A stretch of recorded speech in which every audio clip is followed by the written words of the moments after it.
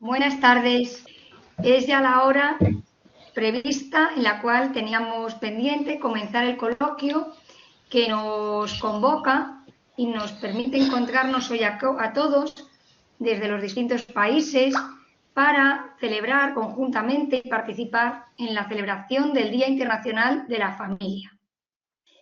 Es un evento muy especial con el cual ponemos en marcha de forma oficial o con la primera actividad que organizamos conjuntamente cara al exterior o de difusión de todos los temas que nos ocupan y que nos han llevado a formar este Icusta Family Forum en el seno de Icusta, a las universidades que formamos parte de ella y de esta red de universidades y que estamos interesadas, que estamos deseosas de trabajar por el bien de la familia y de difundir todos los bienes asociados a la familia. Antes de comenzar lo que es el coloquio en sí, me gustaría dar las gracias desde aquí, desde la Universidad Católica, a Mauricio Echeverría como alma mater un poco de esta actividad, incluso de la creación de lo que es el Fórum de la Familia en el seno de Icusta. Por supuesto, a todas las universidades que se han unido a formar parte de este foro de trabajo y en especial a las que han dedicado esfuerzos para preparar una charla, una pequeña presentación de lo que son algunos aspectos del tema que lleva el título, el coloquio de hoy, Padre y Madre, una vocación para la vida, para celebrar este Día Internacional de la Familia. Es un honor para nosotros, para la Universidad Católica de Ávila, poder participar en esta puesta en escena del Foro de la Familia de Icusta, de esta celebración, como un poco organizadores logísticos y, en el caso que a mí me ocupa, como moderadora de este coloquio. Estoy segura de que va a ser una sesión muy fructífera, que va a resultar muy fructífera para todos, muy enriquecedora y que nos va a animar a seguir trabajando por la familia. No quiero avanzar sin dar las gracias, ya lo he dicho, a todos los que habéis hecho el esfuerzo también de preparar estas comunicaciones, estas presentaciones para que haya este coloquio, pero también y de una forma muy especial al doctor David Sanz, que se ha ocupado durante todo este tiempo de organizar todos los temas logísticos para que en el día de hoy pueda salir todo bien. Y eso es un trabajo que permanece en la sombra, que no se ve, pero que sin él no podríamos llevar a término este evento. Así que, bueno, sin alargarme más, para dar tiempo a lo que es el objetivo de este coloquio, voy a dar paso a la primera ponente. Creo que ya saben todos los asistentes que en este coloquio participan 4 ponentes, 4 universidades que ahora iremos comentando, y cada uno de ellos va a tratar del tema objeto del coloquio, Padre y Madre, una vocación para la vida desde una perspectiva científica. Vamos a empezar con una perspectiva antropológica, luego trataremos una perspectiva sociológica, después una desde el ámbito de la psicología y, por último, una visión desde el ámbito del derecho. Haremos una pequeña intervención, tendrá lugar una pequeña intervención por cada uno de los doctores que iré presentando, de 10-12 minutos, y con posterioridad, al acabar la presentación de cada uno de ellos, podremos tener un coloquio, un diálogo que realizaremos a partir de aquellas cuestiones que quieran plantear cada uno de ustedes. Esas cuestiones que se les ocurran, que quieran que se profundice en ellas, deben mandarlas por correo electrónico a david.san@ucavia.es, porque a partir de ahí se las pasaremos a los ponentes y las haremos públicas para que puedan contestarla. Comenzamos, como decía, con la participación. Anita, desde la perspectiva de la antropología, nos va a iluminar, nos va a dar una perspectiva sobre este tema. Anita Cadavid es nacida en Medellín, Colombia, y es licenciada en Educación y Desarrollo y Ciencias Religiosas. Anita obtuvo la licenciatura en Filosofía con especialización en Antropología en el Ateneo Pontificio Regina Apostolorum, desde donde hoy nos acompaña. Actualmente está realizando su doctorado en Humanidades en la Universidad Francisco de Vitoria, en España, y hay que señalar que ha trabajado en el ámbito educativo y escolar y ha seguido la formación de jóvenes y parejas. En el Instituto de Estudios sobre la Mujer forma parte del Comité de Coordinación de los Trabajos de Grupo de Investigación Ser Hombre, Ser Mujer y de sus actividades de formación. Y es presidenta del Comité de Dirección del Grupo de Trabajo Value Work. La persona es el centro de ese grupo de trabajo. Desde el 1 de julio de 2019 es la directora del Instituto de Estudios Superiores sobre la Mujer. Creo que tiene un currículum muy interesante que nos pone de manifiesto que la formación, los estudios, lo que ha profundizado en el tema que hoy vamos a tratar serán muy importantes, será muy significativo y, por tanto, nos va a aportar mucho desde esa perspectiva antropológica. Anita, te damos la palabra. Muchísimas gracias. Muchas gracias a ti, Concha, y también pues a toda la red ICUSTA por la invitación y por la posibilidad de participar en este coloquio y en esta red. Yo tengo que confesar que no estamos ante un tema fácil, sobre todo de abordar hoy en día. Y me permito compartir unas reflexiones que hemos desarrollado también en el grupo de investigación al que pertenezco, del mismo instituto, sobre el tema de la diferencia sexual. Es extraño porque lo que parecía obvio en algún momento, hoy pues ya no lo es. Y basta con ver, por ejemplo, algunos minutos de este video que se hizo viral, de un documental que hizo Matt Walsh sobre... que se titula What is a Woman, para darse cuenta de esto, ¿no? Entonces, y yo como filósofa, más que, pues me vinieron muchas preguntas y dije, más que desde un tema moral, desde un tema propio de indagar las causas, ¿cómo llegamos a esto? Entonces, a partir de eso, les propongo para estos 12 minutos que tengo, que es un tema muy amplio para abordar en 12 minutos, pero intentaré hacerlo. Propongo un breve recorrido. Una primera parte de un contexto, sobre todo filosófico, de luces y sombras sobre el tema de la identidad masculina y femenina hoy en día. Y luego una propuesta que incluye una mirada y algunos comentarios sobre cómo entender la complementariedad entre hombre y mujer en una lógica de don recíproco, llamados a la comunión generativa. Entonces, empecemos. En relación al tema de las luces y sombras, pues si vamos para atrás en la historia, yo creo que es importante situarnos en el contexto pues, de la gran desilusión de la razón que fue el fin de la Segunda Guerra Mundial y la fuerza con la que emergió la Escuela de Frankfurt, en la que sugirieron que la identidad como concepto, o el concepto en sí, es tiránico. Entonces, lo que debemos hacer es deconstruir el concepto, y si esto lo pasamos, el concepto es opresivo, por lo tanto la identidad es opresiva, y esto exige un cambio social. Si aplicamos esto entonces a la identidad masculina y femenina, podemos de alguna manera entender a nivel de la lógica de las ideas dónde estamos parados. No se puede profundizar mucho en esto porque el tema de la Escuela de Frankfurt merece un curso en sí, pero podemos ver también que con esto y otras causas, la feminidad y la masculinidad están en crisis. Podemos hablar, como les dije, de causas filosóficas, sociológicas. Nos encontramos también ante una crisis de los roles asociados tanto a lo femenino como a lo masculino, que en algunos casos en el pasado eran asociados a una identidad, una de las dos, en oposición a otra. Por ejemplo, la mujer es tierna, bella, suave, sensible, acogedora y se encarga de la casa, y el hombre es el proveedor, el fuerte, el protector, el que no llora. Hoy por hoy, estos modelos no se sostienen, entre otras cosas, porque ¿qué impide que un hombre sea tierno y sensible, por ejemplo? A su manera, pero lo puede ser y también está llamado a hacerlo. O una mujer fuerte. Entonces, ¿qué características son propias de unos y de otros? ¿Existen estas características?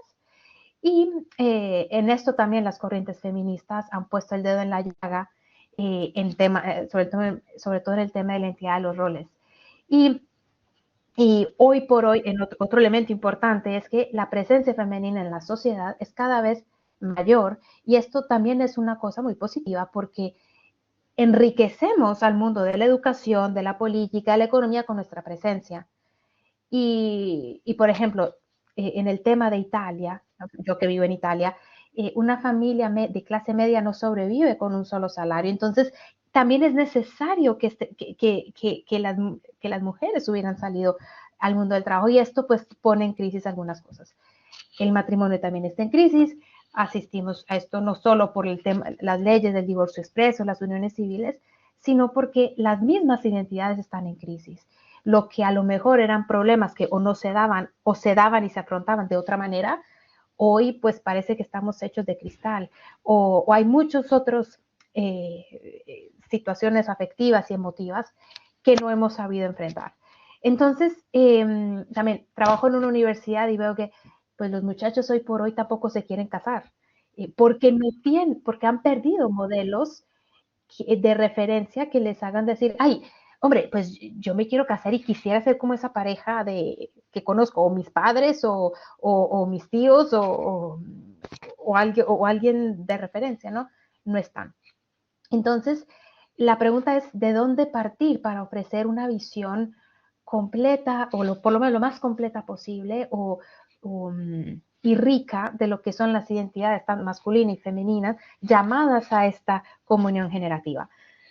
Entonces, ante todo, yo me sitúo en un, como digamos, en un punto en donde digo, hay necesidad de decirle sí a nuestro tiempo. No podemos ser nostálgicos. Yo creo que nos estamos ante unos desafíos que son apasionantes, porque nos llaman a profundizar cada vez más en quiénes somos, y en esto a un mayor conocimiento de nosotros mismos y de los demás. Eh, entonces, si bien el pensamiento sobre la diferencia sexual comienza a desarrollarse en el siglo XX, y por lo tanto queda mucho por hacer, yo me atrevería a hacer una especie de análisis fenomenológico para ayudar a una mejor comprensión, porque también una de mis preguntas es, ¿qué es etiqueta? ¿Qué es estereotipo? ¿Y qué es en verdad identidad? ¿No? Como seres racionales que somos, no hay dato que se nos presente que no pueda ser interpretado.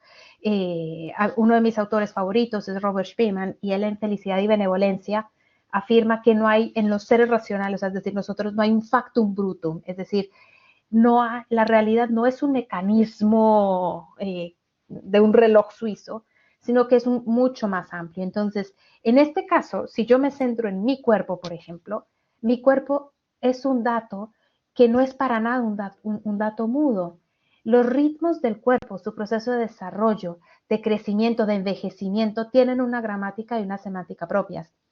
Y en esto la invitación es hacer un proceso hermenéutico reflexivo de qué dice mi cuerpo de mí mismo, qué dice de quién soy, de mis deseos, de mis aspiraciones. Y las preguntas se hacen todavía más profundas cuando entramos al tema, o sea, cuando se declinan según el sexo. Entonces, ¿qué le dice, por ejemplo, a la mujer su ciclo ovárico? Su relación con el tiempo, con el dolor, con la incomodidad, perdón que sea tan gráfica.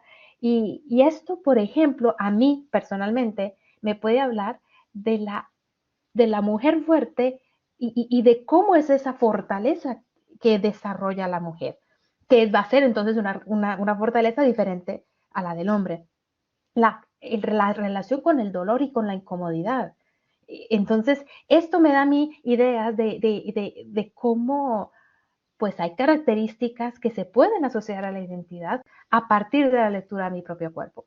Y luego, ¿qué le dice también al hombre su instinto sexual? Esto pues no soy hombre para decirlo, pero yo me atrevería a afirmar que no se basta a sí mismo, va en busca de una casa donde reposar y busca un encuentro que genere comunión.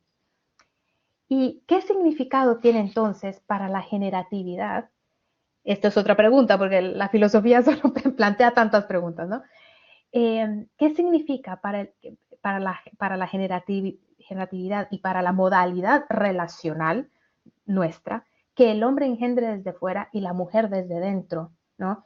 A mi modo de ver, esto marca una modalidad relacional que está llamada a manifestarse en la familia y en la relación entre hombres y mujeres dentro y fuera de la familia, en relación con los hijos.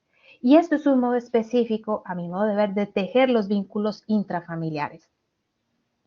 Y en relación con la complementariedad, y con esto voy cerrando porque veo que el tiempo se me acaba, este modo que acabo de presentar de ver la relación entre hombres y mujeres nos puede hacer comprender mejor la idea de complementariedad, no en una óptica a la media naranja, porque todos estamos completos, ¿no? Sino entendida como afirmación recíproca de unos y otros que me ayuda y me llama a llevar al otro a su plenitud, en cuanto hombre y en cuanto mujer. Entonces, en cuanto a seres racionales, como ya dije, nada de lo que hacemos, por ejemplo, es solo biológico o solo cultural. Está imbuido de ambos y está imbuido de razón. Pero juntos, y esto pues citando la Carta a las Mujeres de Juan Pablo II, él afirma que la feminidad y la masculinidad en una modulación distinta y complementaria son la plenitud del humano. Entonces, ambos están llamados a una comunión generativa y de esta medida la plenitud de la masculinidad y la plenitud de la feminidad podrían ser la maternidad y la paternidad, aun cuando esto no sea siempre de modo físico por diferentes motivos. Entonces, esta estructura personal nos descubre como don primero para nosotros mismos y para los demás, y de modo particular para el sexo opuesto. En esto hay muchos estudios también psicológicos sobre cuando los grupos son solo cerrados, que no nos dan datos interesantes. Por ejemplo, en un grupo de militares, se acentúan muchas, digamos, defectos, por así decirlo, tendencialmente masculinos, como el individualismo, la agresividad, pero cuando están, digamos, mezclados con mujeres, por así decirlo, se modulan. Entonces, esto, aunque es un dato psicológico y de un estudio de hace muchos años, creo que nos da una idea, ¿no? De cómo estamos también llamados a relacionarnos y a llevarnos mutuamente a la plenitud. Entonces, el desarrollarse de estas vocaciones femenina y masculina como coidentidades, y yo creo que esto es lo básico, como coidentidades, lleva a la plenitud de ambos y cada uno en cuanto comunión de vida. El otro no está en función de mi necesidad, sino que es mucho más de lo que aparece, es un misterio, ¿no? Entonces, con esto termino para no tomar más tiempo. Muchísimas gracias y a lo mejor en el coloquio podemos continuar discutiendo. Muchas gracias. Muchísimas gracias, Anita. Muy interesante la perspectiva que nos has presentado y que a mí ya de momento me lleva a pensar, a reflexionar un poquito más sobre cuestiones que a veces no analizamos con esa profundidad. Vamos a pasar ya a la intervención desde la perspectiva de la sociología de la doctora Catalina Siles Valenzuela. La doctora Catalina Siles Valenzuela es académica del Instituto de Estudios para la Familia de la Universidad de San Sebastián de Chile. Ella es licenciada en Historia por la Universidad de los Andes, magíster en Historia, magíster en Sociología y candidata a doctora en Sociología por la Pontificia Universidad Católica de Chile. Ha desempeñado además, ha trabajado como investigadora del Instituto de Estudios de la Sociedad y como profesora en las universidades de Chile, Católica de los Andes y del Desarrollo. Entre sus publicaciones destacan Ausentismo paterno en Chile, antecedentes y desafíos, Familia grande, una lectura sociológica sobre la importancia de la familia ampliada, La familia y el nuevo pacto, El cuerpo en disputa hacia una experiencia común de lo femenino, Desigualdad, élites y encuentro, algunos desafíos para la cohesión social en Chile. Sin más dilación, doy paso a la profesora Catalina Siles. Muchas gracias, Concha.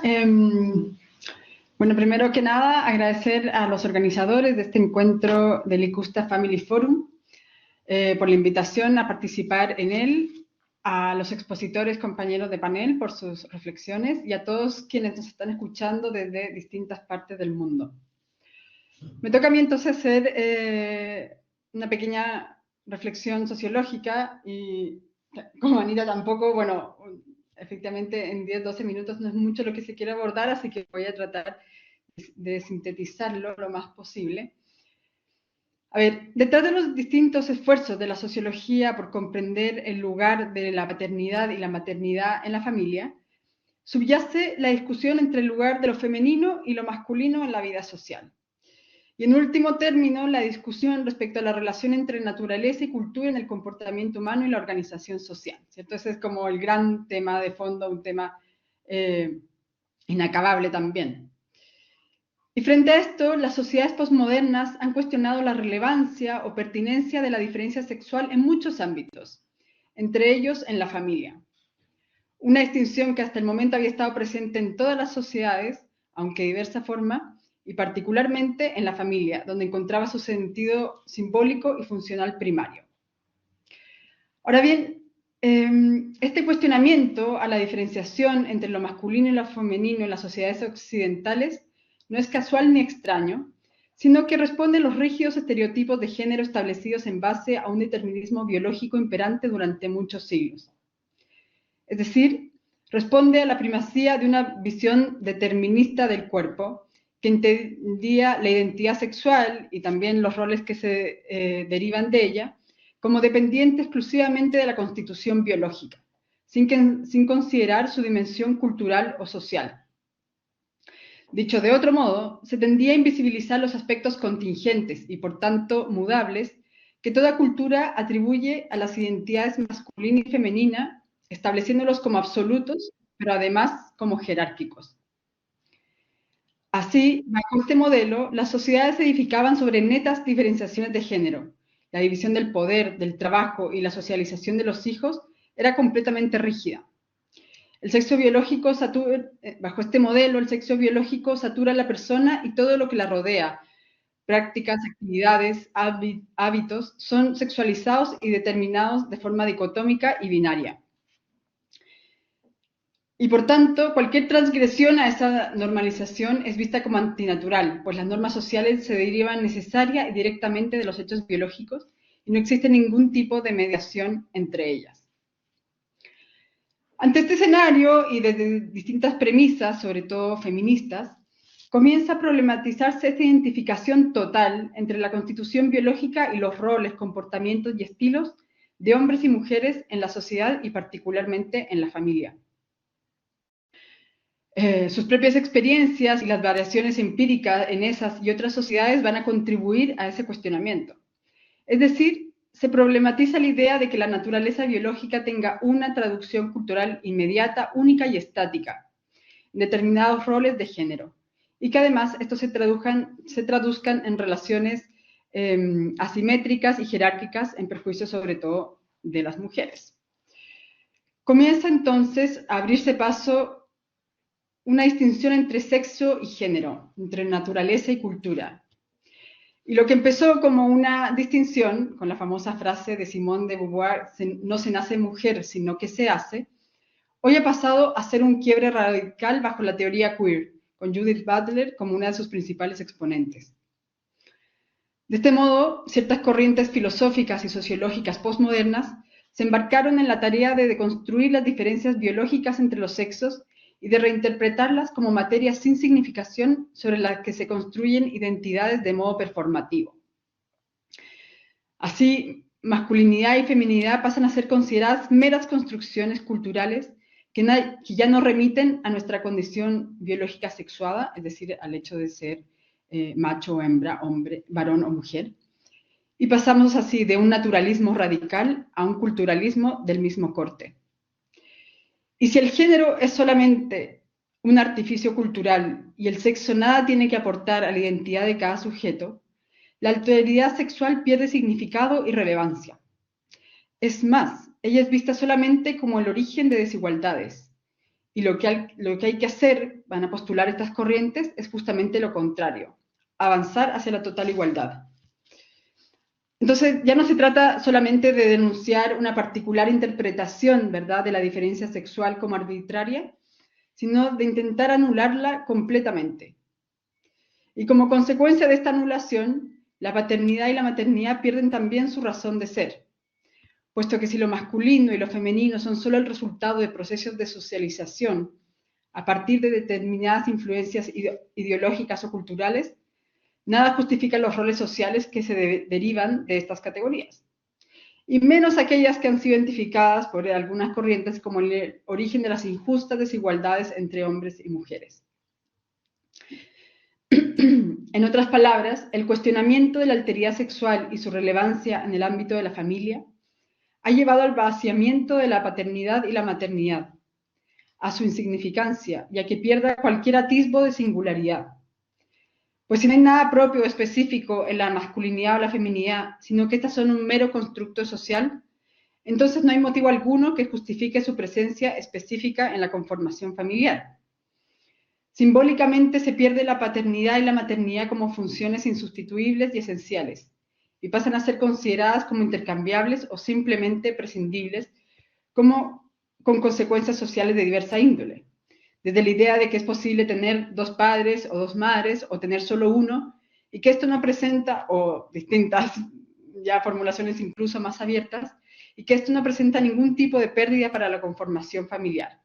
Así cualquier fórmula sirve y es esencialmente igual a otra. Y esto yo lo veo en clase, ¿cierto? Uno, hace poco, de hecho, haciendo clase a estudiantes de psicología y de educación, y yo hablaba esto de la diferencia de la paternidad y la maternidad y el carácter indispensable de cada uno de ellos.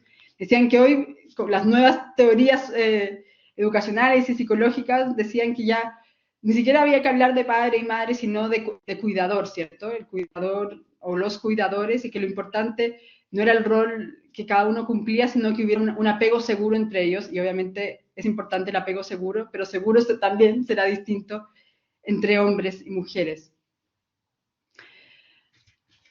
Ahora bien, frente a este escenario dicotómico y polarizado, y sobre todo frente a este último intento, ¿cierto?, de anular las diferencias o de hacerlas irrelevantes, han surgido nuevas corrientes dentro de las ciencias sociales que, ante la irrefutable evidencia empírica que no logra adecuarse a ninguna de esas aproximaciones, ¿cierto?, al naturalismo o al culturalismo, buscan una mejor articulación entre naturaleza y cultura, entre la dimensión biológica y social para explicar la realidad. Estas corrientes biosociales asumen una comprensión de la condición biológica como una serie de disposiciones o potencialidades que interactúan de forma dinámica con factores sociales y culturales, afectándose mutuamente. Y digo mutuamente porque la biología, a diferencia de lo que suele creerse, tampoco es completamente estática, sino que va conformándose en un complejo desarrollo evolutivo, donde el contexto ambiental, social o cultural juegan también un rol modelador. De esta manera surgen entonces estas nuevas perspectivas biosociales para aproximarse a diversos fenómenos sociales y entre ellos también a la familia, utilizando distintas premisas epistemológicas y también metodologías, ya sea cualitativas o cuantitativas. Se trata de observar las distintas capas que van configurando la diferenciación de género dentro de la comunidad familiar, por ejemplo, a través de la maternidad y la paternidad, que es lo que nos convoca hoy, acudiendo a los hallazgos de la neurociencia, la primatología, la psicología evolutiva, la genética, la endocrinología y también las ciencias sociales, ¿cierto? La sociología, la antropología y la historia, entre otras disciplinas, en un afán comprensivo más sofisticado que evite el reduccionismo biologicista o culturalista y que rompa las barreras disciplinarias que se han levantado en este campo, dificultando nuestra comprensión de ello. La socióloga Alice Rossi será una pionera en abrir este camino, mostrando la dinámica interrelación entre biología y socialización. En su trabajo Gender and Parenthood de 1984 señala, y abro comillas, primero, no tiene sentido ver la biología y la experiencia social como dominios separados que compiten por elección como causas primarias. Los procesos biológicos se desarrollan en un contexto cultural y son asimismo maleables, no estables e inevitables. Así también los procesos culturales tienen lugar dentro y a través del organismo biológico y no tienen lugar en un vacío. Cierro comillas. Entonces, la perspectiva social ha permitido avanzar en la comprensión de las diferencias en el comportamiento, en los estilos y en las experiencias de padres y madres en las distintas etapas del ciclo familiar, en las especificidades de uno y otro, y en cómo ellas contribuyen de distinto modo a la crianza y al cuidado de los hijos y al bienestar de la vida familiar en general en distintos ámbitos, ¿cierto? Físico, cognitivo, emocional, etc. Y también en el entendimiento de cómo ambas figuras han ido cambiando a lo largo de la historia y en diversas localidades, según las condiciones políticas, económicas y culturales en las que están insertas. A su vez, la comprensión de la singularidad y especificidad de cada uno, del padre y la madre como resultado, nos lleva a la comprensión del carácter complementario e independiente entre ambos, puesto que no es posible entender la paternidad sin la maternidad y viceversa, sino que cada uno se va configurando a la otra según un determinado tiempo y lugar. Y también, por cierto, y esto es importante decirlo, permite observar sus similitudes y de qué modo algunas de sus funciones sociales pueden ser perfectamente intercambiables, evitando rigideces innecesarias que anulan la libertad humana y que solo dificultan la vida familiar. Ahora bien, es importante señalar que se tratan de perspectivas complejas con hallazgos empíricos iniciales en constante desarrollo y revisión. Y no pretende explicar el fenómeno de la paternidad y la maternidad en su totalidad, ¿cierto? O cualquier otro fenómeno relacionado a la familia, sino iluminar algunos aspectos o aportar piezas para este intrincado puzzle que es la condición humana. Por tanto, no es fácil hacer valoraciones amplias o generalizaciones normativas, digamos, sobre toda la paternidad o toda la maternidad, porque obviamente hay muchas variaciones inter e intraculturales. Y tampoco es fácil, digamos, señalar dónde termina la naturaleza y dónde empieza la cultura, sino que es esta relación, ¿cierto? Esta interrelación que se da entre ambas afectándose. Sin embargo, me parece un esfuerzo urgente y necesario de parte de las ciencias sociales y naturales también, dada la centralidad social que tiene la familia en cualquier sociedad. Y la crisis de identidad, ¿verdad?, que también hablaba Anita, que hoy sufre la familia, en particular respecto a su irremediable condición sexual. Muchas gracias.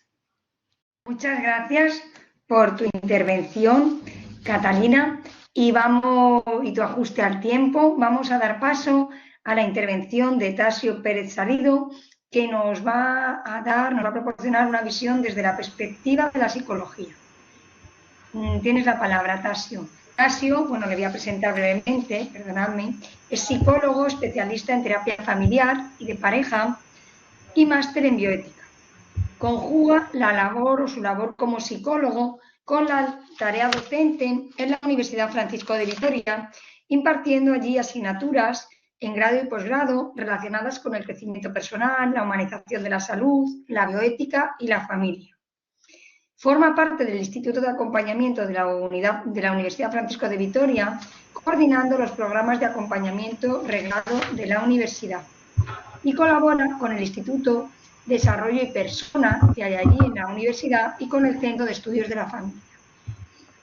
Tasio me consta que además tiene muchas intervenciones tratando estas temáticas, ayudando, porque entonces creo que la perspectiva que nos pueda presentar él ahora, desde esa visión psicológica, puede resultarnos también muy interesante y complementar a las que hemos recibido ya de las anteriores profesoras, para completar un poco el análisis de este tema que estamos estudiando. Adelante, Tasio. Concha, muchísimas gracias. Bueno, agradecer al Foro Icusta la invitación para hablar de esos temas que están tan de actualidad, ¿verdad?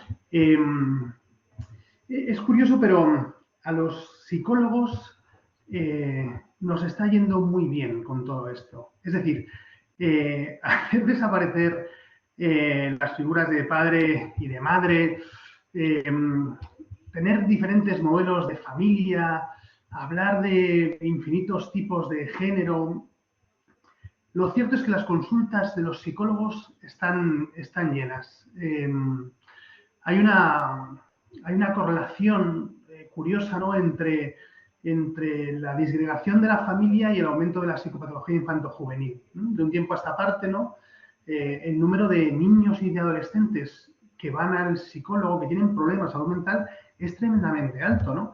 Y esto no podemos sencillamente achacarlo a la pandemia, ¿no?, sino que tiene mucho que ver con este elemento, ¿no? La familia tradicional, tal y como la entendíamos, ¿no?, un padre, una madre y un entorno estable donde el niño va creciendo, donde hay afecto y límites, pues se está deshaciendo, ¿no? Y esto es muy probable que contribuya de una manera tremenda, ¿no?, a este progresivo, ¿no?, deterioro de la salud mental en niños y en jóvenes, ¿no?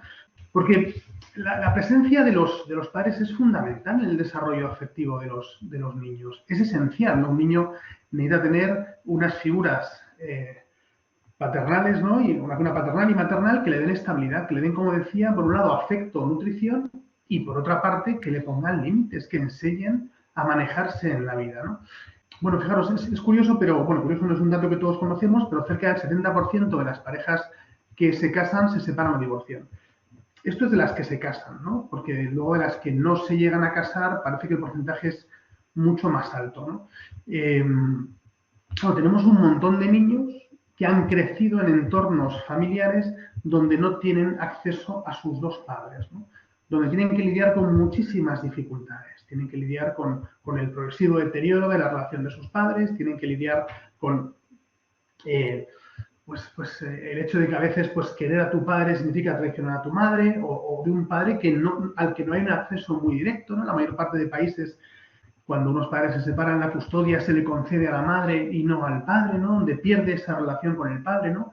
Y lo que sí sabemos es que perder a la figura del padre, a la figura paternal, genera muchos problemas, ¿no? Porque la madre, bueno, más o menos parece que siempre está ahí, ¿no? Pero el padre es el que se pierde en este juego, ¿no? Entonces, claro, ¿qué aporta el padre, ¿no? En la relación con sus hijos? ¿Qué aporta en el desarrollo psicoafectivo de los hijos, ¿no? Aquí coloco algunas cosas, ¿no? que creo que son esenciales, ¿no? La presencia del padre hace que los niños, estos son estudios, ¿no? Ya estadísticos, ¿no? Muy amplios, ¿no? Donde se ve que los niños pues tienen mayores cocientes intelectuales, son más sociables, se controlan mejor sus impulsos, ¿no? Cuando el padre está presente y es una presencia afectiva y también de límites, ¿no? Pues los niños sufren menos dificultades de comportamiento en la adolescencia, sacan mejores notas, son más libres, bueno, etcétera, etcétera, etcétera, ¿no? Es verdad que, además, es curioso porque en un estudio, ¿no? Hace años, ¿no? Liderado por Laura Tessman, ¿no? Esta mujer estudió en Estados Unidos a las primeras mujeres que lograron doctorarse en el MIT, en el Massachusetts Institute of Technology, ¿no? Y se dio cuenta de que la mayor parte de esas mujeres que habían triunfado en sus procesos de doctorado en una de las universidades más prestigiosas del mundo, pues estas mujeres habían tenido desde su nacimiento una relación con su padre muy intensa, muy sana y muy afectuosa, ¿no? Cuando el padre está implicado, ¿no? Vemos que los niños tienen mayores niveles de empatía, mayor autoestima. Cuando el padre está implicado, los niños se sienten más felices, ¿no? Y se comprometen más también en asuntos de sus propias comunidades, ¿no? Y tienen menos problemas. Lo cierto es que lo que sí sabemos también es que en las familias donde el padre no está presente, cuando falta el padre, nos encontramos este problema, ¿no? O sea, el 63%, por ejemplo, de los suicidios de jóvenes se dan entre jóvenes sin padre. Es curioso porque ya sabemos que el suicidio es la primera causa de muerte no natural entre los jóvenes, ¿no? Y sabemos que el número de suicidios está aumentando exponencialmente en los últimos años en jóvenes y en adolescentes, también en población adulta, ¿no? Pero curiosamente, el 63% de los casos no tenían un padre al que tener acceso, ¿no? El 90% de los niños que abandonan sus hogares son familias donde no está el padre, ¿no? Por ejemplo, un dato muy curioso, ¿no? El 80% de las violaciones con violencia las cometen chicos que han tenido padres ausentes, ¿no? Esto unido también a la pornografía, pues hace que el número esté aumentando cada vez más, ¿no? El abandono escolar aumenta en un 71%, ¿no? El 65% de adolescentes que están en centros de desintoxicación no conocían a su padre. Es decir, la ausencia de la figura masculina, de la figura paternal, genera muchos problemas en los hijos, ¿no? Hay estudios ya longitudinales, claro, esto es un fenómeno el de la separación, el divorcio y en las familias monoparentales donde la madre es la única persona a la que tienen acceso los hijos, ¿no? Y hay estudios muy longitudinales, ¿no? Con mucho seguimiento. Pues, por ejemplo, hay un estudio donde el sociólogo Duncan Timms, ¿no? Estudió durante 18 años, ¿no? Hizo un seguimiento a todos los niños nacidos en Suecia desde 1953, ¿no? Y él se vio que presentaban un grado mayor de disfunción psicológica los hombres que nacieron de madres solteras, ¿no? Y crecieron sin padre, ¿no? Esto también se ve en muchísimos estudios en Estados Unidos, que ya sabéis que estudian de todo, ¿no? Hacen muchos estudios longitudinales, ¿no? Pero hay afirmaciones tremendas, ¿no? La falta de un padre constituye sin duda alguna un factor de riesgo para la salud mental del niño, ¿no? Y además sucede una cosa curiosa, ¿no? Los niños, especialmente los varones, ¿no?, que no tienen acceso a un padre, reivindican su masculinidad a través de conductas estereotipadamente prototípicas de los hombres, es decir, la violencia y la sexualidad, ¿no? Es decir, se radicalizan los estereotipos de la masculinidad precisamente porque no hay un ejemplo de masculinidad a su alrededor, ¿no? También sucede con las mujeres. Hay cada vez más estudios que relacionan, ¿no?, los trastornos de la conducta alimentaria en mujeres con la ausencia del padre. Esas mujeres, ¿no?, esas niñas que necesitan del padre, ¿no?, y al no tenerlo no se sienten suficientemente validadas ni valoradas, pues empiezan a no gustarse a sí mismas, a dudar de sí mismas, ¿no?, y a tratar de modificarse partiendo de lo más obvio, que es lo físico, ¿no? Entonces vemos que la ausencia del padre realmente genera muchos problemas, ¿no? Pero es muy importante esto, ¿no? O sea, todos para el desarrollo, nuestro desarrollo, necesitamos un modelo masculino y un modelo femenino, un padre y una madre, perdón. Y tenemos que tener esta capacidad, ¿verdad?, como padres, para infundir el propio ser en el otro, ayudando al otro a ser el mismo, ¿no? Yo como hombre me relaciono con mis hijos, mi mujer como mujer se relaciona con nuestros hijos, y de esa manera les infundimos nuestro ser, también permitiéndoles ser ellos mismos, ¿no? Y el niño se fija en los padres. Y se fija en unos padres, o sea, los padres le hacen bien al hijo cuando los padres saben hacia dónde van. Cuando el padre le transmite a través de su amor y de sus límites, de su afecto y sus límites, le transmite que el mundo es un buen lugar, que se puede ser feliz, que hay un bien, que hay un lugar para la esperanza, ¿verdad? Porque, claro, estamos en una sociedad donde cada vez nos encontramos más adolescentes, más niños, más adolescentes con toda la cuestión de género, con dificultad para identificarse como hombres o como mujeres. Tiene una serie de dificultades, no sé lo que soy. Claro, esto sucede porque si no hay modelos de referencia masculinos y femeninos, es un poco más difícil identificarse como hombre o como mujer con el propio sexo biológico, ¿no? Porque el niño, en su desarrollo evolutivo, asienta su identidad, por un lado, por identificación, si yo soy chico, seré como mi padre, ¿no? Y por otro lado, por contraposición, si yo soy hombre, eso significa que yo no soy mujer. Y si soy mujer, significa que no soy hombre, ¿no? Con lo que esa complementariedad y esa contraposición es necesaria para que el niño genere su propia identidad, ¿verdad? Claro, ¿qué transmite el padre, ¿no? El padre, dentro de esto ya sabemos que es un poco trazo de brocha gorda, pero es verdad que el padre resulta esencial para los hijos en su labor de referente, de límite y de afecto, ¿no? El padre en muchas ocasiones también es el liberador, ¿no?, de los niños frente a la figura maternal, ¿no? A mí me hace mucha gracia, ¿no? Yo cuando mis hijos, ya que son mayores, ¿no?, pero eran pequeños, iba mucho al parque, ¿no? Y cuando un niño encontraba un árbol al que subirse, más frecuentemente era la madre la que le decía, no te subas, que te puedes caer, ¿no? Y era el padre el que le decía, súbete por esa rama que parece más fuerte, ¿no? Es decir, que en muchas ocasiones el padre anima a los hijos a explorar el mundo, ¿no? Cuando vemos a padres con bebés pequeños, ¿no?, tienen 8, 10, 12 meses, un año, ¿no?, la madre le tiene cogido, agarrado, ¿no? Y el padre con frecuencia le coge y le lanza, ¿no? Hay una diferencia ahí, ¿no? La relación con el hijo, ¿no? El padre configura esa masculinidad, ¿no? Y al final, si tú eres hijo mío, eres varón, yo identifico para ti lo que debes ser como hombre, ¿no? Y en la relación con las hijas, los padres suponen generalmente el afecto, la protección y la fortaleza, ¿no? A menudo desde esa sensación de dar orden, ¿no?, y de tener una presencia afectiva que supone también un límite, ¿no? Y los hijos también, perdón, los padres representan para los hijos esa figura, ¿no?, de la que anhelan reconocimiento, ¿no? Y la madre en general, ¿no?, se define casi siempre pues, por esa acogida, ¿no?, por esa incondicionalidad, ese estar unido a su ser biológico que veíamos antes, ¿no? La madre es acogida, genera la vida a nivel interno, ¿no? Y entonces tiene ese afecto de fondo, esa educación en las relaciones, ¿no? La madre para el hijo supone, pues eso, ¿no?, a través de su ternura y de su sensibilidad, pues educa esa tosca masculinidad, ¿no? Y otorga también al varón su reconocimiento como hombre. Eres mi chico, ven aquí, ¿no? Y en la relación con la hija, la madre configura para ella el estándar de lo que debe esperar y aspirar como mujer, ¿no? En definitiva, la madre representa, pues eso, para los hijos, el hogar, la nutrición, el calor y la acogida, ¿no? Y yo lo veo en consulta constantemente, ¿no? Es decir, cuando los hijos no tienen buenos referentes paternos o maternos y estas carencias son notables, ¿no?, los hijos experimentan mucho dolor y mucho sufrimiento, ¿no? Pero yo también quiero terminar, ¿no?, reivindicando la importancia, ¿no?, para el padre y la madre, la importancia del matrimonio. O sea, se sabe, la ciencia nos dice que las personas que están casadas tienen mayor nivel de satisfacción con la vida. tienen menos riesgo de depresión y de mortalidad, ¿no? Y eso afecta directamente al ejercicio de la paternidad, ¿no? La Children's Society británica considera la estabilidad familiar, esto es interesantísimo, como el principal predictor del bienestar de los hijos. Esto ya se sabe, ¿verdad?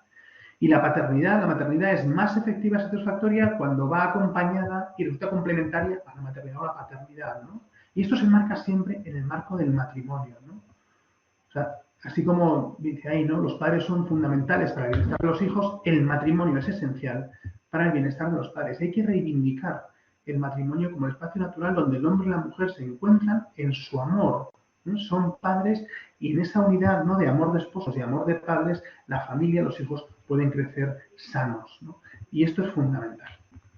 Muchísimas gracias por su atención. Muchísimas gracias, Tasio. Muy interesante esta perspectiva, muy enriquecedora. Y vamos a dar ya paso a la intervención de Mariana Pardo Rosa, de USTA, de Argentina. Ella va a tratar del tema que nos ocupa desde la perspectiva del derecho. Mariana es doctora, esperadme un segundito, es abogada por la Universidad del Norte de Santo Tomás de Aquino y es especialista en justicia constitucional y derechos humanos por la Universidad de Bolonia, Italia. En la actualidad es doctoranda en ciencias jurídicas en la Universidad Católica Argentina y ha desempeñado tareas como investigadora en el proyecto PICTO, perteneciente a la Universidad Católica Argentina, donde es docente de Filosofía del Derecho y Derecho de Familia en la Universidad del Norte Santo Tomás de Aquino. Damos paso a Mariana para que nos instruya un poquito sobre la figura, un poco del papel del padre y de la madre como vocación para la vida desde la perspectiva jurídica. Muchas gracias. Bueno, muchas gracias por la presentación. Quería agradecer a todos los miembros de la red ICUSTA por este espacio y a todos los compañeros de panel. Bueno, yo voy a abordar la temática desde el derecho natural. La pregunta con la que quería abrir mi exposición es ¿de dónde surge la vocación de padre y madre en el hombre? Es decir, es una pregunta que va al origen, ¿sí? ¿De dónde surge esta vocación? Santo Tomás de Aquino, en la Suma Teológica, en el Tratado de la Ley, cuestión 94, expone que existen tres grandes inclinaciones naturales en el hombre. La primera inclinación es la que es común con toda sustancia, que es la conservación de su propio ser. ¿Sí? El hombre busca conservar su propio ser. De allí derivan los derechos a la vida, a la integridad física, al cuidado de la salud, entre otros. Después tenemos una segunda inclinación que se orienta más bien a los bienes que están determinados según la naturaleza que comparte con los animales. Por ejemplo, la conjunción de los sexos, que es la que apunta a la conservación de la especie. Y de allí derivan el derecho al matrimonio, a la procreación y a la educación de los hijos. Podemos ver que el derecho al matrimonio y a la procreación está inscripto en la misma naturaleza del hombre, es inherente esta vocación a su naturaleza. Y por último, la tercera inclinación, que es la propiamente humana, que corresponde a la naturaleza racional del hombre, que lo inclina a buscar la verdad, ¿sí?, a vivir en sociedad, a acercarse a Dios, y de allí derivan los derechos a la verdad y a la práctica del culto divino. Podemos también mencionar que hay una correspondencia entre la segunda y la tercera inclinación, ya que la familia, como célula básica de la sociedad, tiene un rol muy importante en la tendencia de perfección que tiene el hombre. Es decir, que las obligaciones de la familia no se limitan solamente a dar vida, a procrear, sino que deben asumir también la responsabilidad de la primera educación y de la primera crianza de los hijos. Deben ayudar al desarrollo progresivo de la persona por medio del conocimiento intelectual, por medio del ejercicio de las virtudes, para que este hombre pueda alcanzar la perfección. Es decir, que sin la familia, que se inscribe en la segunda inclinación, no se podría alcanzar esta perfección humana, propiamente humana, a la que hace referencia la tercera inclinación. Es decir, que están totalmente conectadas. basta considerar lo que es el hombre en sí y los bienes que son necesarios para que pueda vivir humanamente, para evidenciar de que existen derechos que surgen de su propia condición humana, ¿sí? Que surgen de su propia naturaleza, y estos son los derechos naturales.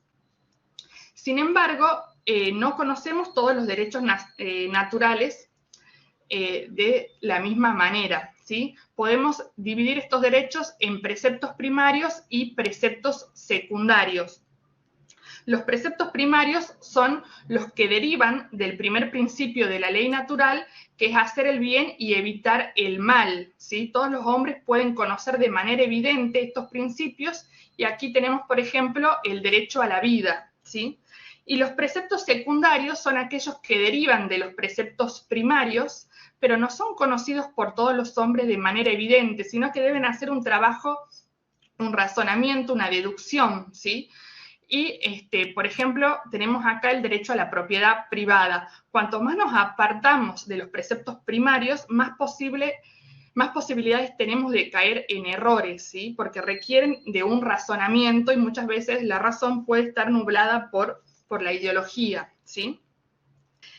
Bueno, estos preceptos, entonces, es importante saber que la ley natural no se impone al hombre como una imposición extraña que limita su libertad, sino que la ley natural es expresión de la dignidad del hombre, del valor de la persona humana.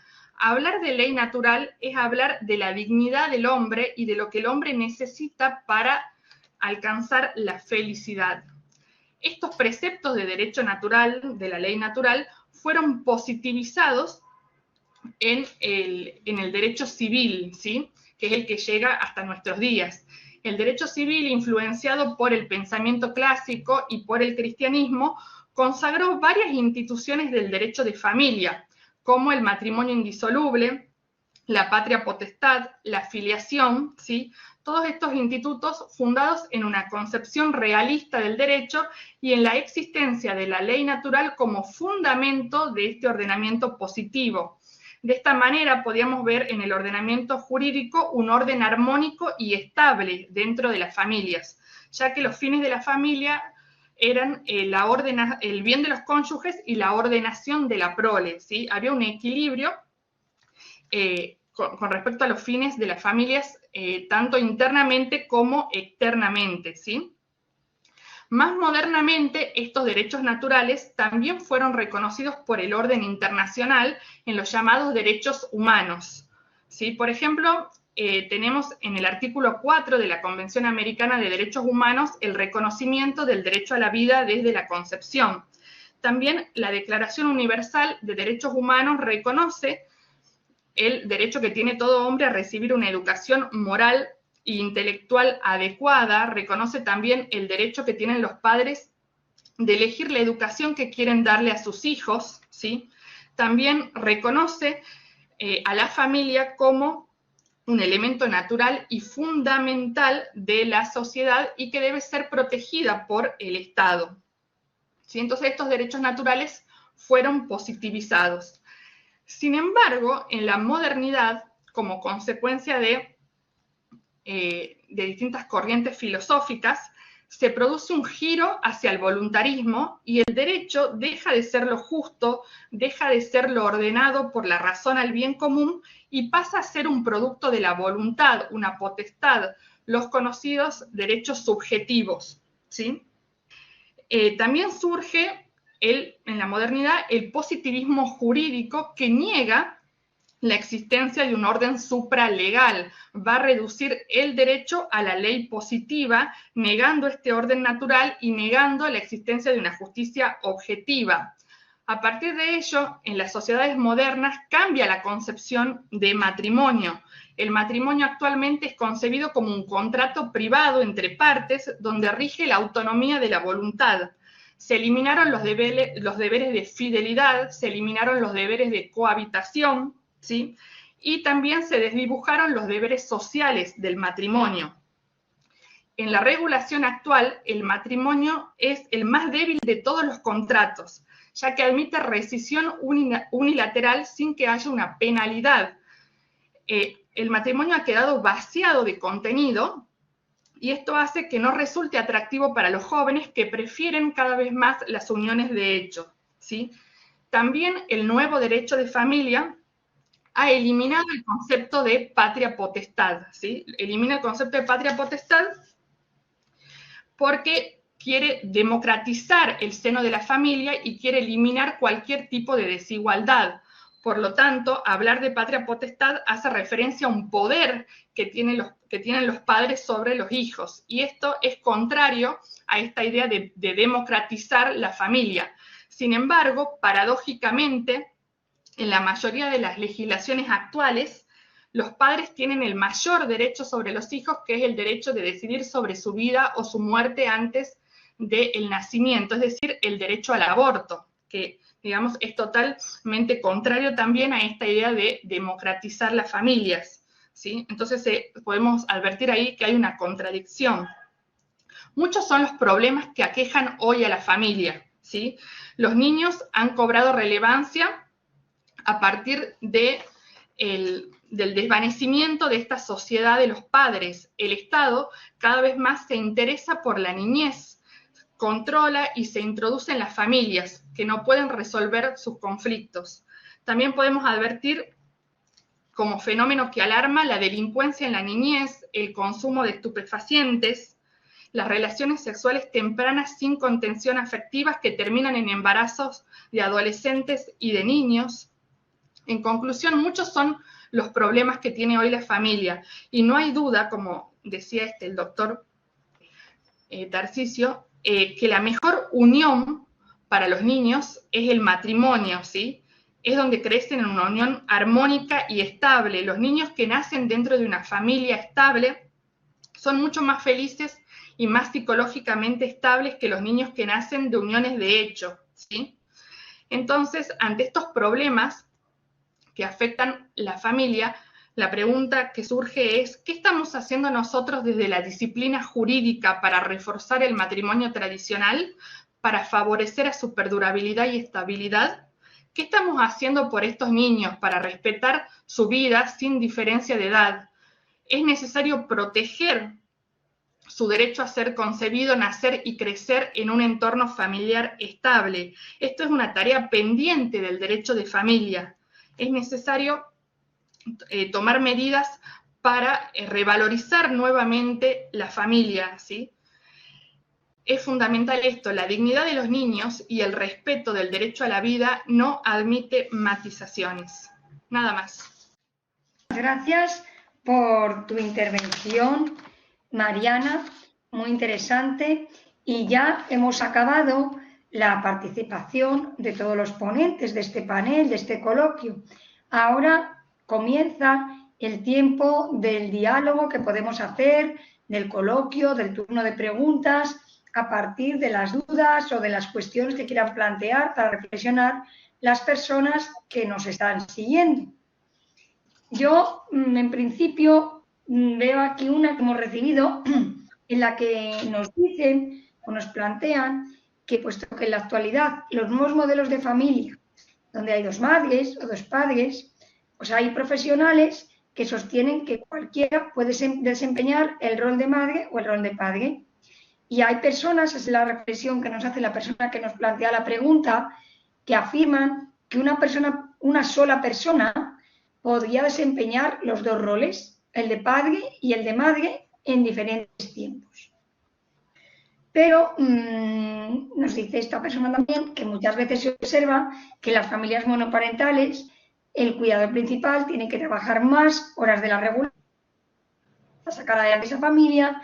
Y entonces, es cierto, plantea esta persona, que cualquier cuidador puede sustituir la figura paterna o materna asumiendo un determinado rol. Realmente los ponentes nos lo han puesto, nos han expresado, pues desde la perspectiva antropológica, a lo mejor pueden decirnos, darnos una visión, una contestación a esta pregunta, porque, o desde la perspectiva psicológica, también, bueno, desde las distintas perspectivas que se han tratado, se han abordado en esta charla, podemos dar una pregunta a esta cuestión que nos plantea Gina Hernández Santillán. Bueno, me voy a lanzar yo.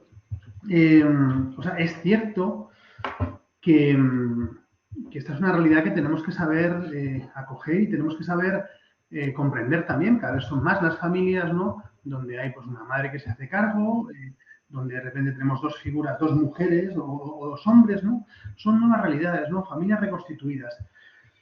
Lo cierto es que lo que sabemos es lo que he comentado antes, ¿no? En estos entornos todo es un poco más difícil. Esto no quiere decir que los hijos que crezcan en estos entornos están abocados a tener más problemas. Lo único es que hay que hacer un sobreesfuerzo. Es decir, pues si yo, por cualquier razón, pues me quedo sola con mis hijos, ¿no? Claro que tengo que hacer un sobreesfuerzo porque tendré que ocupar ese espacio que ya ocupo como madre y también tendré que hacer el espacio que mi marido o que el padre de mis hijos no está haciendo, ¿no? Pero eso supone siempre una dificultad extra, un esfuerzo extra y no se puede proponer en general estos modelos en igualdad de condiciones. Claro que puede haber una madre que se ha quedado viuda, que efectivamente pues, tendrá que sacar los hijos adelante y lo va a hacer fenomenal. O una madre que se ha quedado embarazada y el padre no quiere hacerse cargo de esa criatura, ¿no? Pues claro que esa madre, ¿no?, va a tener que hacer un sobreesfuerzo y lo va a hacer fenomenal casi con toda seguridad. Sin embargo, para ese niño y para esa madre, la ausencia del padre, o al revés, la ausencia de la madre, va a suponer siempre una dificultad con la que va a tener que lidiar. Por lo tanto, no podemos proponer estos modelos de familia en igualdad de condiciones, ¿no? Esto jurídicamente también igual, ahí habría que hablar bastante, ¿no? Pero lo cierto es que lo que yo me encuentro en consulta es que se hace más difícil, Por supuesto que hay familias donde hay un padre y una madre que son un auténtico desastre y que lo hacen mucho peor, ¿no?, que familias monoparentales o de dos padres o de dos madres, ¿no?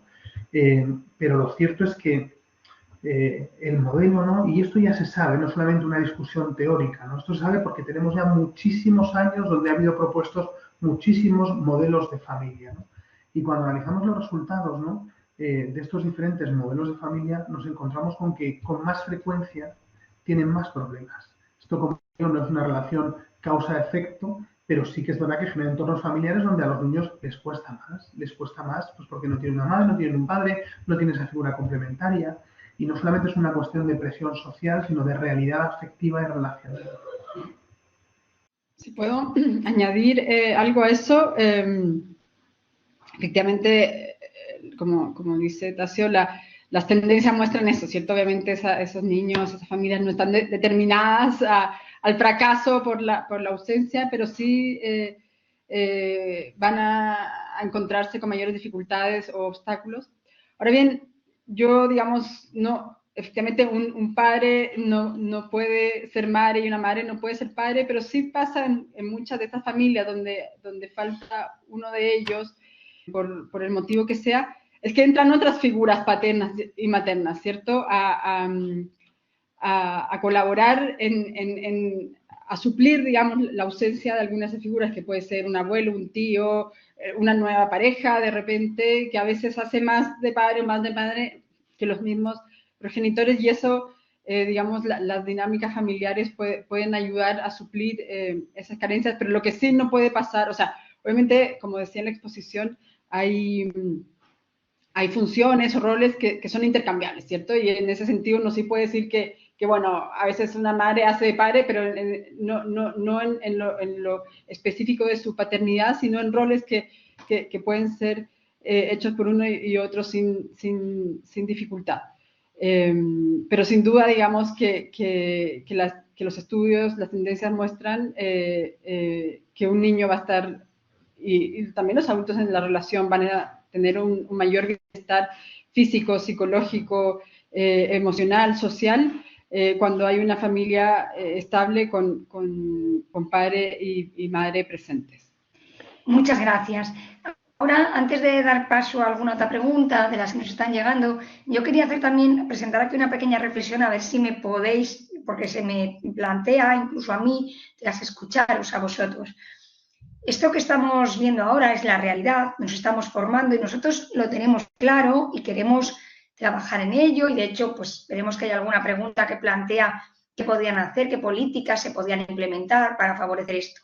Pero a mí me surge otra duda, también bastante de fondo, y es la realidad en la que vivimos ahora es esta, y nuestros hijos o los que están viviendo también esta realidad y ellos no tienen la edad que tenemos nosotros, estamos recibiendo esta formación y tienen que aprender. O sea, el reto que tenemos nosotros también es transmitir a nuestros hijos, a nuestros jóvenes, a vivir viendo lo importante de la familia, el gran papel que lo que nos ayuda, lo que nos aporta estar en una familia bien constituida, porque lo estamos viendo, pero conviviendo con un entorno donde eso van a encontrarse con muchas personas en otras situaciones y tienen que saber respetar y tienen que saber ayudar. Entonces, me parece también un reto, por una parte, que trabajemos y luchemos por ver de qué forma se puede apoyar a la familia, pero también tener la formación nosotros, los criterios para poder estar en un entorno donde tenemos que convivir con ellos con respeto, con prudencia, intentándoles ayudar, pero tampoco podemos juzgar o hacer un mal, ¿no? Entonces, me parece que es un tema complicado este que planteo también, pero que es la realidad y que no podemos obviarla, ¿no? Porque cuando vemos que los niños se encuentran con que el niño que va con el alcohol pues tiene 2 madres, o le dice que ¿qué hacemos? ¿Qué va a decir? ¿Cómo tiene que...? Y nosotros, ¿qué le decimos? ¿Cómo se lo decimos, no? Para que no es... Me parece que es un reto también importante ahora mismo. La formación que nosotros tenemos que tener para vivir, para transmitir en el entorno en el que estamos esto que creemos, que defendemos, pero el trato con respeto o con esa mezcla de cuidado, ¿no? Con ese cuidado. No sé si podéis desde la perspectiva antropológica y psicológica y a lo mejor también sociológica contestar algo al respecto de esto. A ver, yo quisiera pues en eso hacer un par de comentarios, siempre digamos desde la filosofía, y porque cada uno desde su disciplina yo creo que es mejor. Es algo que pues es una realidad que no podemos obviar. Y en algunos países puede estar mucho más presente que en otras y más normalizada que en otras, ¿no? Yo creo que hoy, pues los niños y los jóvenes son cada vez más sensibles al tema de la diferencia. Y eso, pues, no está del todo mal, ¿verdad? O sea, tiene un valor en sí. Y nosotros, digamos, como adultos, tenemos una gran labor por delante. ¿En qué sentido? En lograr conectar con ellos y poder, desde su lenguaje, entender lo que nos dicen para poder nosotros también darles nuestra visión de las cosas de una manera pues más completa, serena. A mí personalmente, o sea, me ha tocado estar a veces digamos, en encuentros intergeneracionales y a veces con la mejor de las voluntades, en cuanto a adultos, metemos un poquito la pata. Porque al querer de verdad transmitir pues todos estos valores que nos pues que sostenemos, chocamos en el modo de hacerlo, chocamos con los jóvenes, precisamente porque no estamos entendiendo lo que ellos mismos están planteando como preguntas. Entonces yo creo que en esto hay un gran desafío en el poder transmitir estos bienes que sostenemos. Hay un gran desafío de poder conectar con su lenguaje y poder entender también qué es lo que ellos también están sosteniendo detrás, sobre todo, por ejemplo, en el tema de la diferencia, ¿no? Entonces, eso eso por un lado, porque ya el resto lo han mencionado. Entonces, ese para mí sí es un punto que nuestra significatividad como adultos tendríamos que tener muy presente. Muchas gracias. Nos preguntan aquí para el doctor Tasio, hay una pregunta, y las otras ponentes dicen que algunos psicólogos afirman que conviene para los niños que la pareja se mantenga unida en favor de los niños, a pesar de que haya problemas entre los padres o que, bueno, que no quieren ni que excluyendo que haya violencia o alcoholismo, cosas así, que es como mejor que se mantengan unidos. Y dice que qué opinan a este respecto los ponentes de la mesa. Pregunta. Bueno, yo soy especialista en terapia de pareja, ¿no? Y comparto esta afirmación. Es decir, todas las parejas, todos los matrimonios tienen problemas. La clave es cómo aprendemos a lidiar con estos problemas, ¿no? O sea, efectivamente, cuando hay casos de violencia, ¿no? Cuando hay casos de maltrato, ¿no? En muchas ocasiones es muy recomendable una separación por el bien de los hijos y de la propia pareja. Pero en el resto de problemas, donde no hay una violencia manifiesta para los hijos, ¿no?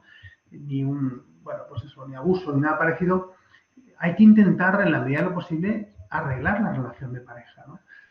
Por el bien de la pareja y de los hijos, no solamente de los hijos, porque también la experiencia nos dice, ¿no? Y las estadísticas nos dicen que uno no es más feliz después de separarse, ¿no? La excusa de muchos matrimonios es muy buena, es que yo tengo derecho a ser feliz, ¿no? Que es un derecho que no sé muy bien dónde está recogido, ¿no? Pero bueno, tenemos derecho a ser feliz y por eso me separo, ¿no? Bueno, pues es que la experiencia te dice que es que luego no eres mucho más feliz, o sea, las estadísticas nos dicen que las personas que se separan o divorcian no tienen mayores índices de felicidad o de bienestar, de satisfacción con la propia vida después de la separación o del divorcio, ¿no? Es decir, estamos en un entorno social donde se nos ha convencido que es mucho mejor tener experiencias cortas e intensas que largas y lánguidas. Y esto es un problema, porque la vida no funciona así. Hay problemas muy difíciles y la mayor parte de problemas difíciles que nos encontramos en las relaciones de pareja se pueden trabajar, se pueden arreglar o aprender a vivir y lidiar con ellos, ¿no? Y esto forma parte de cualquier relación de pareja, ¿no? Todas las relaciones de pareja que se prolonguen en el tiempo para experimentar dificultades. Y la clave, como digo, es aprender a lidiar con ellas. No da mejores resultados en general, ¿no? Separarse o divorciarse. No solamente para los hijos, sino también para los propios individuos. O sea, que comparto totalmente esa afirmación, ¿no? El valor del compromiso, ¿no? O sea, cuando hay problemas en la relación de pareja, esto nos va a obligar en cierta medida a mirar al otro, a ser generosos, a ser sinceros, a ceder, a negociar, a cambiar, a crecer, a aprender a lo que sea, ¿no? Comunicarnos más, poner más límites a las familias de origen, cambiar hábitos de vida que son destructivos para la familia. Es decir, los problemas que siempre nos generan oportunidades para crecer. Cuando alguien aborda los problemas, tiende a crecer. Cuando uno huye de los problemas, no tiende a crecer tanto. Entonces, los problemas en general son siempre oportunidades para crecer, también en el matrimonio, con lo que coincido plenamente con esta afirmación. Nos llega otra pregunta en la que desde Argentina nos plantean que si las familias homoparentales, con dos padres o dos madres, podrían acarrear dificultades bien en la formación, en el cuidado o en la educación a los hijos. No sé quién quiere contestar o quién... A ver, por lo menos desde el ámbito en que yo me muevo, la sociología, a ver, los resultados son ambiguos, ¿cierto?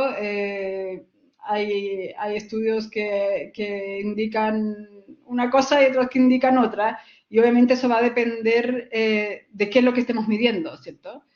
Qué es lo que estemos midiendo y cuál es nuestra muestra, que a veces esas son como las críticas que se hacen de lado y lado, ¿cierto? Que cuando se mide cuando se mide esto en una determinada población o muestra, bueno, a veces se escoge a familias, a parejas, sujetos que solo responden por ejemplo, a determinada condición económica o étnica o social o educacional, y que por tanto no son representativas de la población, y sacar conclusiones al respecto no es sencillo. Entonces, yo creo que depende en qué ámbito estemos midiendo y qué nos parece relevante, ¿cierto?, para el bienestar de los hijos. Y es importante también como combinar los estudios, ¿cierto? Porque si bien, no sé, cuando no se mide por pareja, sino con ámbitos separados, como nos mostraba Tasio, ¿cierto? La consecuencia que tiene, por ejemplo, solo la ausencia del padre, sin medir el tipo de familia o el tipo de unión que se está considerando. Bueno, sí se muestran como falencias relevantes, entonces ahí hay una cosa. Pero en todo caso me parece que la pregunta va más allá de esos aspectos empíricos que siempre son cuestionables y ambiguos, y hay una pregunta como más de fondo, ¿cierto? Que es la que presentaba Anita, ¿cierto? Como el fundamento más antropológico sobre lo que implica la paternidad y la maternidad. Y ahí entonces la pregunta, digamos, salta un poco de nivel. Por otra parte, no sé si a los propios ponentes de la mesa tenían planteadas o quieren plantear alguna cuestión a los coparticipantes con ellos para complementar sus perspectivas. Creo que sí, no sé si lo quieren plantear ellos directamente, puesto que me consta que tenían preparada algo, o sea, habían pensado alguna pregunta, prefieren que lo plantee yo. Yo quería hacer un aporte con respecto a lo que estamos conversando, que una de las preguntas era qué se podía hacer, digamos, qué se podía hacer ante esta situación. Y bueno, lo que me parece fundamental a mí es la formación integral de la persona, ¿sí? O sea, desde la parte académica, ofrecer una formación integral, no solo saber especializado en un ámbito o en una cuestión, sino la formación integral de la persona, de la parte antropológica, filosófica, sociológica, justamente lo que estamos haciendo en este coloquio. Y también con respecto al tema del derecho, no solamente formar a la persona, al abogado en derecho positivo, sino también en la existencia de un derecho natural, ¿sí? Que es superior al derecho positivo y que se corresponde con la misma naturaleza del hombre. Esto me parece que es fundamental para restablecer también la función de la familia, del matrimonio, ¿sí? en la sociedad. Perfecto. ¿Alguno más quiere comentar alguna cosilla? Yo tenía una pregunta para Anita Cadavid. Leyendo un poco hace tiempo, ¿no? En las catequesis de San Juan Pablo II sobre el amor humano, ¿no? Entendí, ¿no? una frase que a mí me cautivó en su momento, ¿no? Que decía que la masculinidad se cumple en plenitud en la paternidad y la feminidad en la maternidad, ¿no? O sea, es una afirmación que a mí en su momento me encantó, porque es verdad que luego yo en mi experiencia personal nunca me he sentido tan hombre como cuando he amado a mi mujer y sobre todo cuando he sido padre, ¿no? Pero claro, si estamos en un entorno social y cultural donde ser padre o ser madre se concibe casi más como un problema, ¿no? Como un marrón, ¿no? Que como una bendición, ¿no? Donde vemos que las tasas de natalidad cada vez son más bajas, ¿no? Porque ser padres, en definitiva, nos puede llegar a privar de cosas tan apasionantes como viajar o como tener libertad o hacer lo que queramos, ¿no? O sea, en la medida en que la masculinidad se ha desgajado de la paternidad, ¿no? Y la feminidad se ha desgajado de la maternidad, quizás esto nos pueda ayudar a entender, ¿no? Y la pregunta que te hago es esto, ¿no? Si nos ayuda quizá a entender también estas dificultades que esta generación tiene con respecto a cuestiones de género. Es decir, hemos separado masculinidad de paternidad y feminidad de maternidad y nos encontramos como resultado, o es un resultado de ello, esta dificultad de tantos jóvenes para identificarse con su sexo biológico. Gracias por la pregunta. Mira, yo creo que hemos separado tantas cosas que al final, ¿qué es lo que ha quedado de nosotros? La verdad, me pregunto. Bueno, al separar, al desgajar la paternidad de la masculinidad y la feminidad de la maternidad, pues es que también nos encontramos con una sociedad bastante individualista, donde es que incluso el tema relación con el otro o sea, los vínculos hoy por hoy son son inmediatos, en la medida en que me beneficien, en que no me impliquen sufrimiento o no me impliquen un poquito más de mí. Entonces, yo creo que estamos ante como que por aquí pagué un pedazo, aquí otro pedazo, aquí otro pedacito de cada uno de nosotros.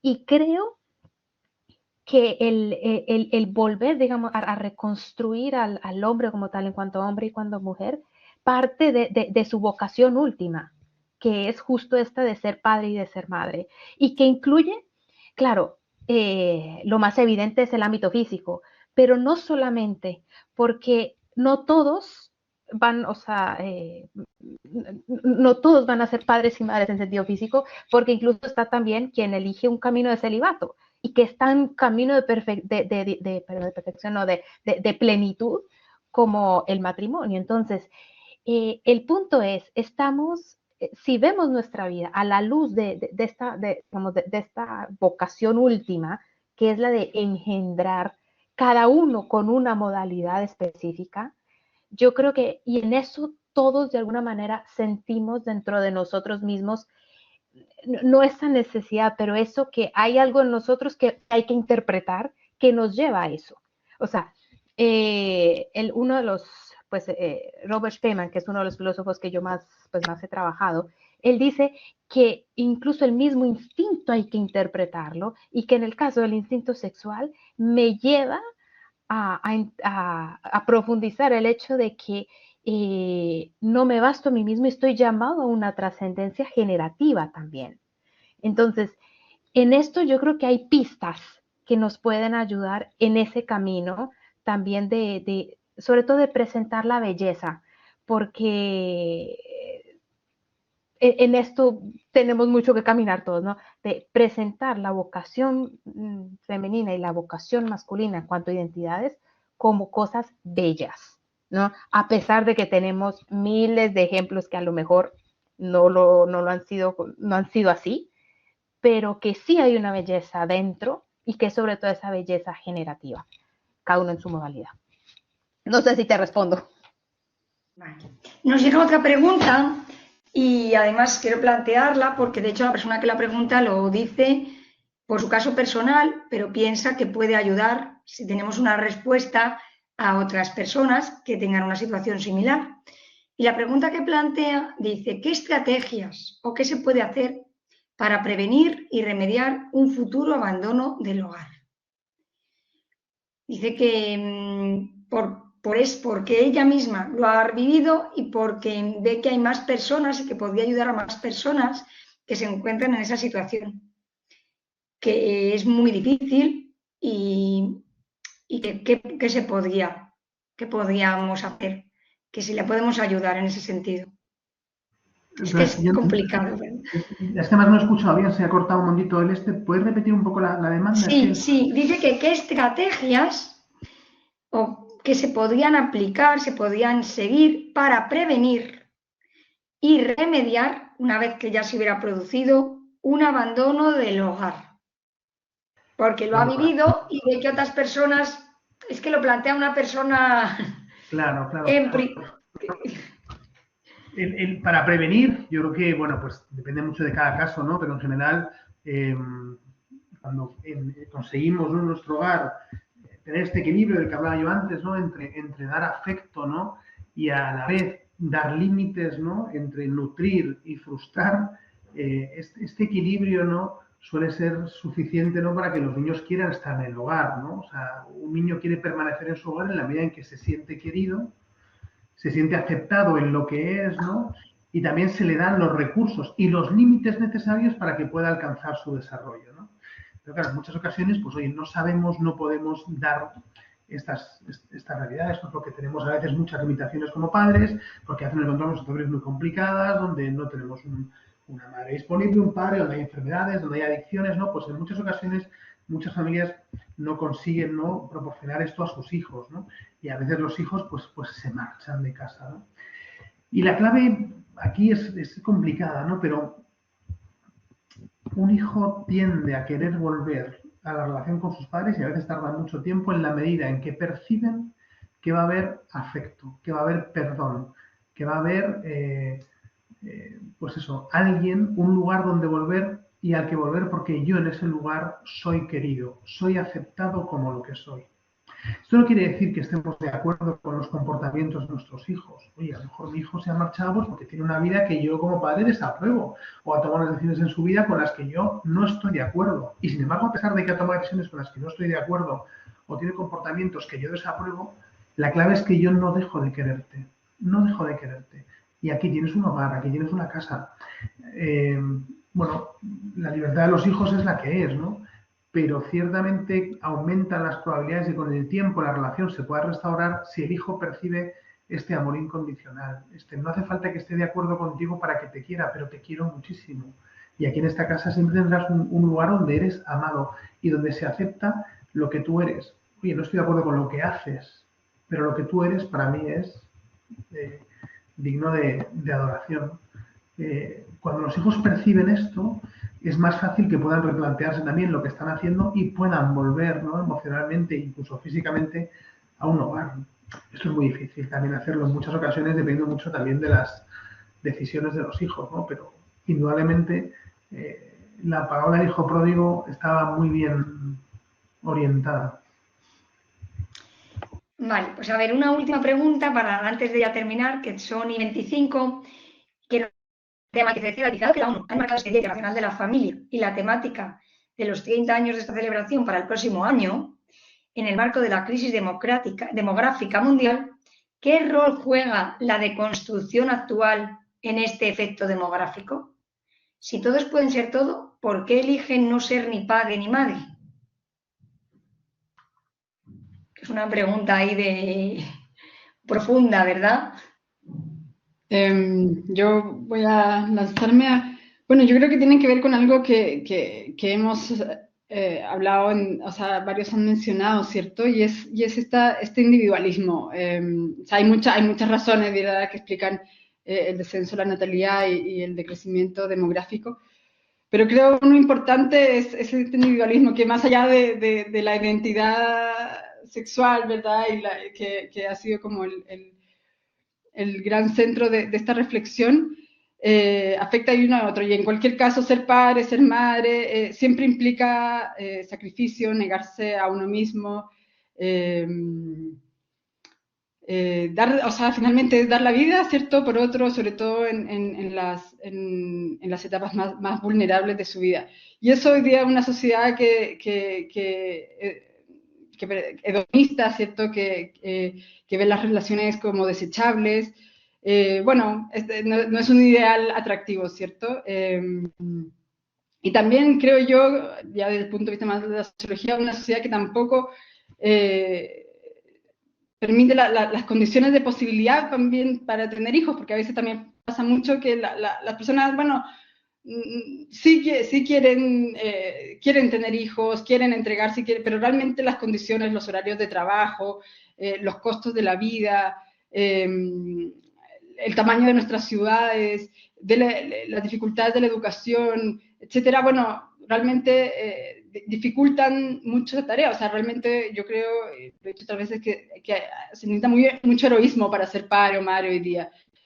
Por las adversas condiciones sociales frente a las que nos encontramos. Entonces hay un asunto como cultural, moral, y otro también social, de las condiciones de posibilidad para ser familia.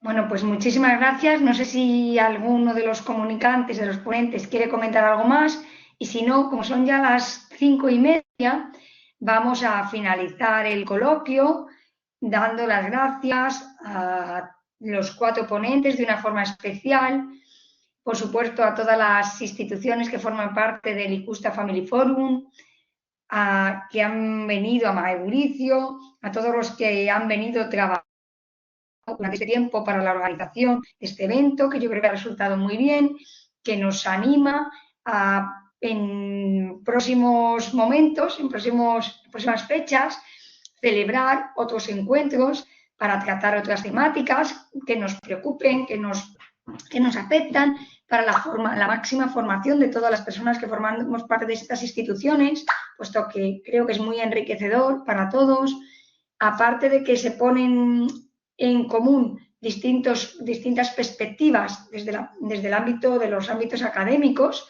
También estamos poniendo en manifiesto un poquito realidades un poco diferentes en distintas zonas geográficas, porque alguno habéis hecho mención a que, bueno, pues en algunos lugares, aunque todos estamos viviendo situaciones similares, pero en algunos son más exageradas esas situaciones o tienen más relevancia que en otras. Y entre todos nos podemos ayudar, que un poco es la finalidad de esta Icusta Family Forum, ¿no? Trabajar conjuntamente por las familias, valorando y viendo el bien que aporta la familia a la sociedad y que nos aporta como personas. Muchas gracias a todos, muchas gracias de nuevo a David, también se lo digo, que nos ha apoyado mucho en toda la organización logística, y quedamos emplazados para el próximo encuentro. Un saludo a todos.